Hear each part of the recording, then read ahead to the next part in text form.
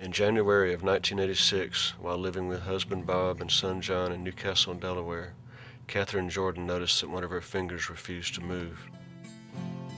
Soon she would be diagnosed with Amyotrophic Lateral Sclerosis, or Lou Gehrig's disease, dreaded for its catastrophic effects on the central nervous system and dire prognosis. But I actually didn't find out she had ALS for a long time, until we went up to see Dr. Sumner. Well, here's what you can expect. You're either going to choke to death, suffocate, you're going to deteriorate down to nothing, get your affairs in order, you got 3 to 5 to live. And it's just going to keep on getting worse. When my mother was first diagnosed with ALS, I knew that her strength would get her through it and she wouldn't let herself get down. The strong family values growing up as a kid paid off because the family come together and we helped each other out and we got through it. And when I seen her make it through the first couple years of Lou Gehrig's disease with the emotional swing she was taking, she still managed to stay strong. She didn't let things get her down, and that's when I knew that she was the strongest person I've ever met in my life. I had always been a turning independent person. I just did not want the end of my life to be hooked up to machines that make me breathe, that feed me. So I just decided I would end my life myself on my own terms before it was too late for me to do anything. All get together. All get together now. Wait a minute. 1988 to 89, New Year's Eve party we had. We had a toast to Cathy because it was her birthday, and she started crying. Now I just figured it was the ALS. That's part of it. Sometimes people with ALS just get very emotional and cry. And at that time, the reason she was crying is because she was going to end her life. That was her last birthday. She was in the process of saving up her muscle relaxers to commit suicide. And later on, of course not knowing it at the time, she had went to Florida to get out of the cold weather, and she went down to Bradenton Beach, Florida, and that's when she smoked marijuana and felt her disease stop. And when she returned from Florida, she was a whole different person. She was no longer dying. She decided she wanted to live. So whatever happened on that beach in Florida has changed Cathy's life.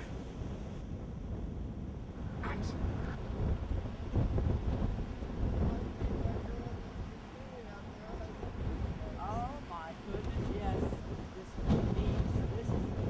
It's still the same way it is when we first got here. Hello, I'm Cathy Jordan. 20 years ago, I was diagnosed with ALS, Amyotrophic Lateral Sclerosis, Lou Gehrig's disease. And until I came here in 1989, I was dying. In 1989, this changed my life. There was no doubt about it. This woman was on her way to death, and I convinced her to come to Florida, and I told her, you know, Cathy, you've got to start smoking some cannabis. This is the only thing that's going to keep you alive. When I realized I stopped smoking cannabis because my neurologist said that I would need my lung capacity, I had to stop smoking cannabis. I realized that from that point on is when I really started getting a lot sicker. You got to remember, she was in bed around the clock. Get up and eat something which she couldn't hardly eat. Get a shower, back around the clock. And once I come here, I lived at a house at home. We sat here, we smoked a joint, on the rocks that were here. That's right. And we smoked a joint, and I went home.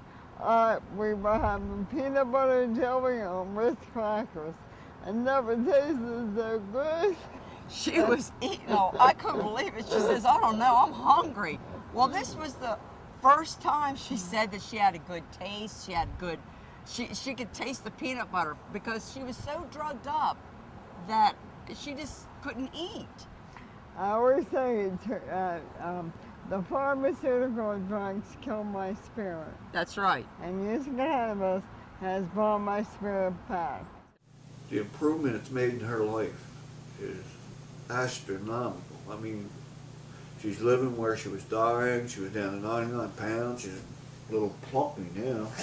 And the doctor even told her that. So, I mean, her spirits, she's living. Her inner spirit, which was dead, which makes her Cathy, her spirit, had literally died. Going back, her life consisted of, back in Delaware before she came down, which made the plan to kill herself that I didn't know about, but her life consisted of laying on a couch with a couple blankets on her and me keeping the wood stove as hot as I could to keep her warm, and that's about what her life was. Before I left here, my husband had no idea that I was making marijuana. No. And I bought a glass bottle with a cork, and we put a half ounce of Miracle Gold in it, and put the cork on the glass tube, and this situated it in between my boobs. That's right. So I could fly home. And when I got to the airport, my husband had a stroke, but I started coming off all pharmaceutical drugs. I just used cannabis. So when I got home, we went in the house and I told him, Hey, reach in here. What the hell you got in there? And pull out this vial. Jesus Christ, could have busted for smuggling. What the hell is the matter with you? You crazy? That's pretty much everyone's attitude when I come home. They all thought I was insane. When you got here and you started smoking that, and then you flew home, they couldn't believe the condition. Yeah. They were like, oh my God, I can't believe. Everybody was calling me from Delaware. What'd you do to Cathy? I mean, she's up, she's eating. I said, little Mayaca Gold will do it, you know.